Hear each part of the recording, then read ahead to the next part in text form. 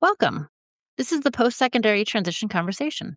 We talk about the ins and outs and everything in between of the transition process for families of students with disabilities. I am one of the hosts. My name is Meghan Smallwood, and I'm a public school transition coordinator. As always, I have a co-host, and who would that be? My name is Patrick Cadigan. I am a public school transition coordinator. We are back, and we are going to have a really interesting conversation, and I'm going to let Meghan set this one up. Do you want to tell everyone what we're talking about? Sure. So we have a guest with us today. We have Travis Anderson, who is a former electrician, but also an adjunct professor at Frederick Community College in the trades. And I know we've had conversations about working with students with disabilities. So he was just coming to give us his perspective on jobs in the fields and just working with the individuals with disabilities in general. Thanks for joining us. Patrick, Meghan, thank you for having me.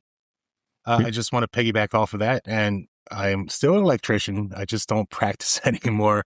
I do teach commercial electric for one term and the specialized systems. Very interested in training, especially across all ability levels, tangible skill sets to students. Every term, I do have one or two students that would fall on a spectrum or would display some kind of cognitive disability. And so this is very important to me to try to reach out and actually have those students learn at full, as full as a student that would not have a cognitive disability. So that was being with you guys tonight is very important and very special. Yeah, and I love that because having those high expectations for students, whether they have a diploma or a certificate, is just so important. And I think it gets lost after they leave us a lot of times. And I know we've had conversations within the school system about offering opportunities for our students, especially on the certificate track, to leave the school system with different, opportunities or certifications to prepare them for possible jobs so people can see that they are marketable on the employer side. With an electrician's background, that I feel like is one of the big three, right? You have HVAC, you have plumbing, and then you have electrician. So before we really dive in, Travis, how long were you out in the field? How long were you working as an electrician? Over 20 years, Patrick. I started in 1999, and I transitioned into engineering just about 5 years ago. And then what made you want to be a teacher? Well, I've always had apprentices working under me, and I thought to myself, this would be a great thing to be able to give back to the electrical community or back to the trades in a large scale form. And a job opportunity at Prince George's Community College opened up, and that's where I got my leg in. And then that ultimately led into Frederick Community College, where I live. As a teacher, as a college professor, when you are in a classroom and you are doing your teaching thing, how is it that you are aware of the fact that you are working with students with disabilities? Sure. Well, before class starts, Patrick, I'm usually emailed by one of the student people. I don't really know the technical name for them. From the college? From the college, they'll let me know that there's somebody there with essentially a college-level IEP, and that would, grant them extra time on tests or extra time on projects. So I'm not going in completely blind. I have an idea of the level of ability that will be in my classroom. And then also, Patrick, as teachers, you may also do this on day one. I take the first couple of days and I develop a relationship with each individual student. And I kind of figure out, are they hands-on? Are they auditory? Are they going to be able to read? Are they kinesthetic? And from that, I'm able to actually develop an individual plan for each student. So the disability support services actually send it to you. That's pretty cool. Yes, absolutely. Because I know, we're always telling our students to advocate. So it's nice that they kind of get, someone to help them. But do you find that the students are asking you for those kinds of accommodations too? Or are they kind of waiting for you to approach them? So to avoid any kind of embarrassment, or embarrassment's the wrong word, but to avoid singling them out and making them feel, I don't really do that. What I do is I bring everybody into a large group and we discuss basically the syllabus. And because what this is more of a ability to gain a tangible skill set I kind of figure out relatively quickly who my students are, and I'll give them individualized attention. And for lack of better words, I take those kids more under my wing and give them individualized attention and how to develop the skill set that they will eventually need to land a job. And then in the actual class, how much of it is academic versus hands-on? I would say 50-50. But with that being said, Patrick, I'm rather an easy grader. And so I do have a large sliding scale. And the reason I do that is if there's one student who is just amazing at book work, but I can't really teach him how to put wire together, I'm not going to fail him any more than I'm going to fail somebody who's amazing at picking up the skill, but doesn't have the academic prowess to actually be studious enough to learn code or learn theory behind what's going on. So you're working to their strengths. Yes, absolutely. What are the major hurdles that you have? I don't even know how to say this, like teaching a trade, like you're in a college environment, you're in a college classroom, there is an academic piece, there is a hands-on piece. What are you seeing as the barriers to entry for students? Sure, that's a great question. And honestly, Patrick, it really does vary student to student. But if I was going to give you a consensual answer, I would say getting the students to realize that the trades, there's no longer a stigma with the trades. The trades are no longer for your high school dropout. The trades are no longer for, people that couldn't figure out what they wanted to do for a living. And that the licensing regulatory aspect of the trades is as in depth as if you or I would go and get a bachelor's degree to become a teacher or a master's degree to become a teacher, where their version of the bachelor's degree would be their journeyman card that takes roughly 8,000 hours to obtain. And those that are going to obtain a master's license is going to take around 12,000 hours to obtain. And to put that into academic perspective, that is roughly the same amount of hours you're going to spend on a bachelor's and a master's degree. But to actually get those students to understand, this isn't where you go to be, this is no longer, you failed high school, and so you're going to become a plumber or a carpenter or an HVAC mechanic or an electrician. We don't want that in the trades anymore. That's not a place. We're not the place for the class clown. We're the place for somebody who's taking academics seriously. That's something too from our side. We talk to so many students in the schools, and we're trying to tell them all the opportunities that are out there, that if college isn't the best pathway for them or option for them, there are many other pathways that are great opportunities. And again, the expectations are just as high, but in a different way. It might work better for them. Yes. And also, if I can also say that, the average salary of an electrician with 5 years in the field, once they become journeyman status, it's $80,000 a year. Plumbers and HVAC mechanics, it's $80,000 to $90,000 a year after 4, 5, 6 years. So we also try to drive that home. And the only way you're going to making those salaries is if you are in an apex in your career, if you paid attention. And not only did you learn the theory behind what makes these machines and these things work, but you also have the tangible skill set and ability to diagnose, repair, and install these things. And so when I do get kids, I call them kids, but when I do get the adult learners in my class, I make that known right away. This isn't 1990 where, the job is jokes and, we're playing around all day. No, like people take this very seriously. And also with the future of the trades, we're looking to train people to be able to completely maintain data centers. We're looking to train people to completely maintain hospitals, schools, businesses, and it ranges from residential to commercial to industrial.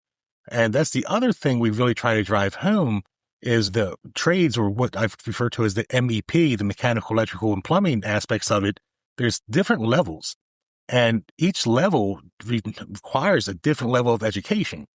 And once we get the students to understand that, they're way more susceptible to paying attention and listening to what I have to say. It's interesting to hear you say it because I have been hearing that for years. And the reason that I say that is because, and Meghan knows a little bit of my background. Before I was a teacher, I worked in the construction site safety field. And the owner of the company that I work for, who's also my best friend, he was a huge proponent his argument was always, you do not necessarily have to go to college. College is not for everybody. And if you can direct these students into the trades, then that they are marketable, they are valuable, they will always have work. Like you were saying about the annual salary, like he was like, he would throw it up there and say, like, you do this thing and this person over here does this thing, but roughly they're making the same amount of money as they're starting out. And then over the life of the work that they are doing and the value and the experiences that they're getting, that is going to increase.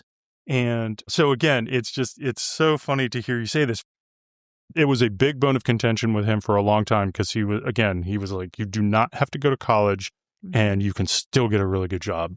So may I share an anecdotal story that I also share with my students? I went into the trades after high school in 1999, and my best friend went to University of Maryland at College Park.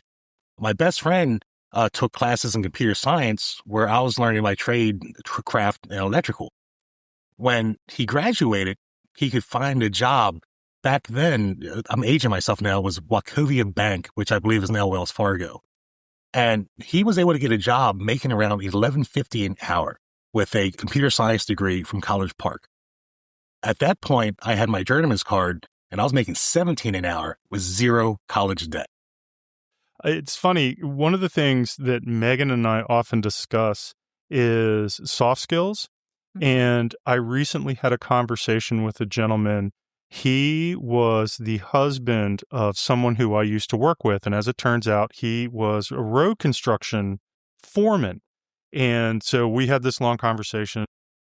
One of the interesting things that he said is that he zeroed in on the soft skills. He was like, if we could just communicate with some of these kids that they just need to show up and be on time, call if you're going to be late or if you're going to be out. And, just again, this long list of soft skills. And he was like, you're going to have a job. Like, we're looking for people. And I just thought that like, we weren't talking about like the skill involved with what they were doing or the project management side of it. No, we were just talking about showing up or making a phone call.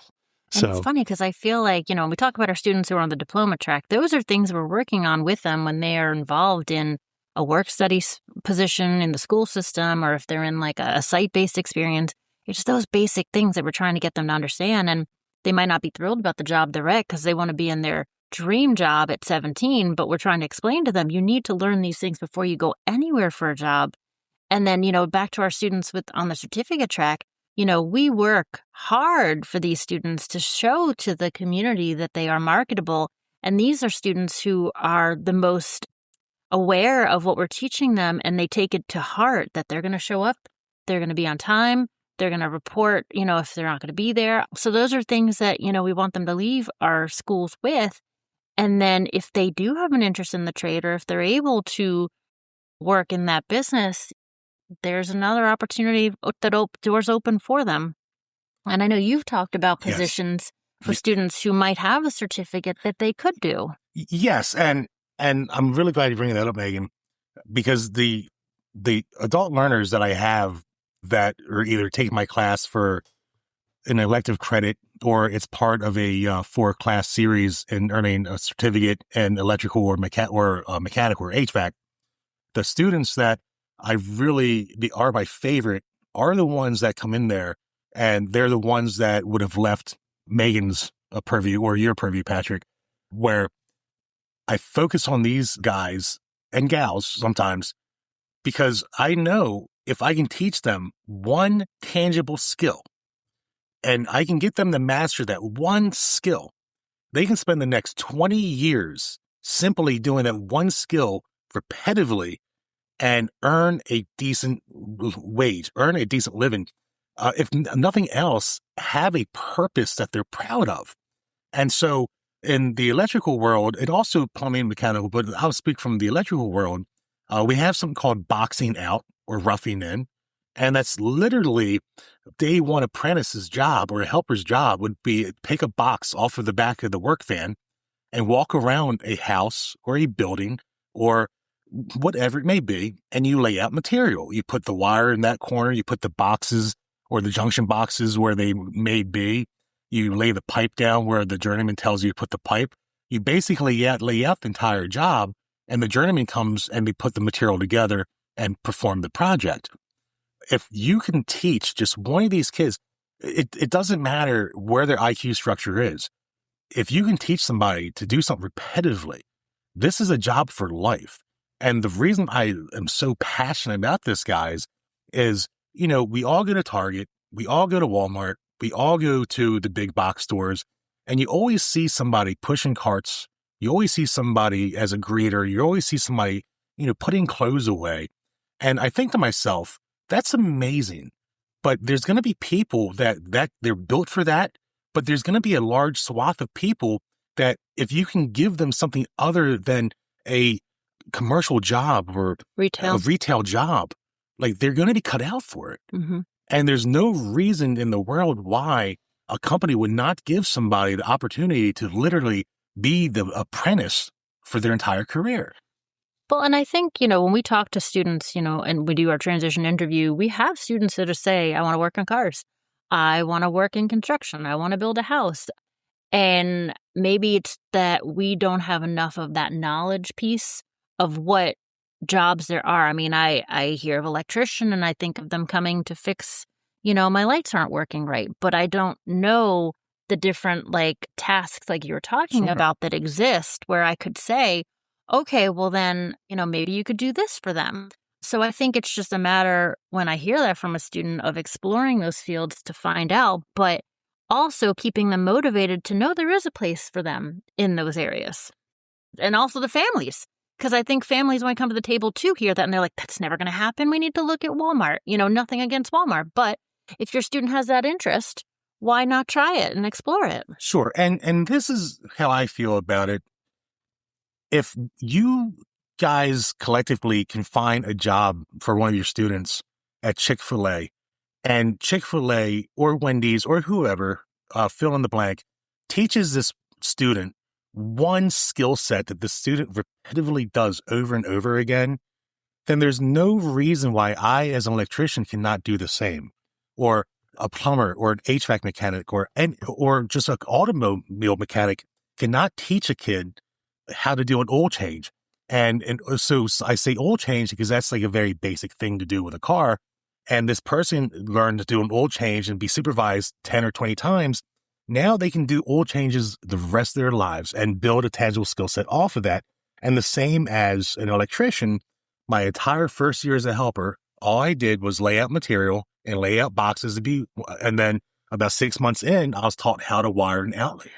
But to your point, I think, they can learn that task and they can build off that. It might not be in 6 months like you did. Maybe it's a couple years down the road, but you're showing that they can start somewhere and over time they are motivated and eager to learn. So yes. And that's what I refer to as forward mobility. As long as you're continuing taking steps in the right steps and you're progressing, it doesn't matter how slow it is. And honestly, a lot of the people that I work with, as far as getting people jobs through my class, I have a success rate of about 30% of the kids that come to my class that don't have a job. They leave with a job within 16 weeks. Now, a lot of that is me reaching out to people that I know.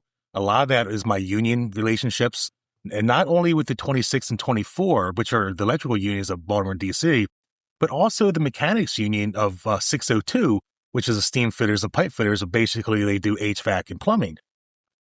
These companies, I don't want to get too much in the weeds with the tax breaks and stuff like that, but these companies, by employing people with disabilities, not only are they giving that person an opportunity, they're also receiving tax breaks, and they're also receiving benefits from the government to be able to do bigger government work.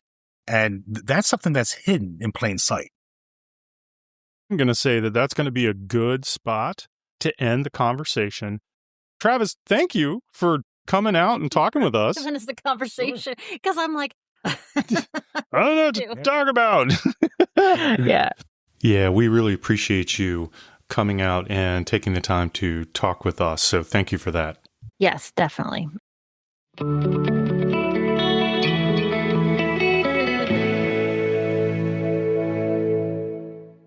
Our discussions are everywhere: Apple, Spotify, YouTube Music, and others. So hit that follow button and you won't miss out.